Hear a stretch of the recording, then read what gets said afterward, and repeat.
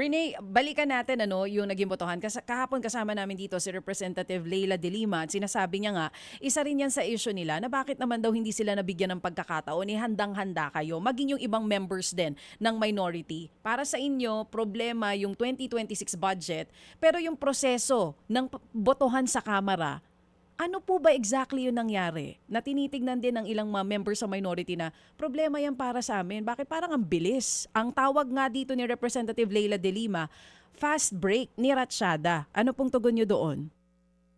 Totoo po yun. Dahil makita natin sa buong proceedings, paano ba nating masasabi na dumaan sa tamang proseso ang budget? No? Binigyan ng tamang oras, tamang panahon, hindi lang yung mga mambabatas, pero yung publiko na mag-scrutinize, no? Aralin yung bagong version ng budget, tapos binibigyan ng tamang panahon para magbigay ng tugon. No?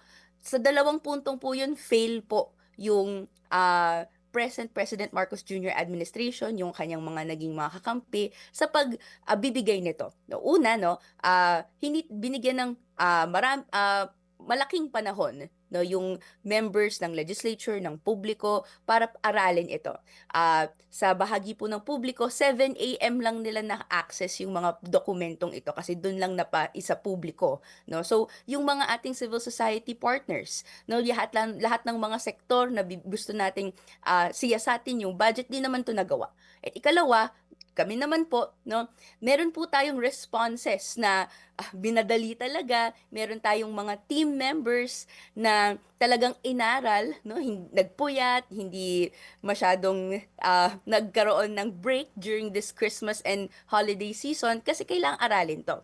But nonetheless, no, kahit merong mga mikropono and then nagsasalita tayo sa mikropono, gusto nating makapag-input, no, hindi naman pala naka-on or hindi siya hindi naririnig sa speaker yung mga sinasabi namin. And therefore, at the end of the day, hindi kami nabigyan ng pagkakataon para ipahayag, no, yung aming grievances. Bakit kami magno-no? Ang dami kasi namin. Mga kapatid, brothers and sisters, saan ka pa? Dito na tayo sa totoo. Dito na tayo sa True FM. Mga kapatid, mag-subscribe and follow po kayo sa social media accounts ng True Network PH. Yan po kami, hanapin nyo lang True Network PH, Facebook, Instagram, YouTube, TikTok, and podcast.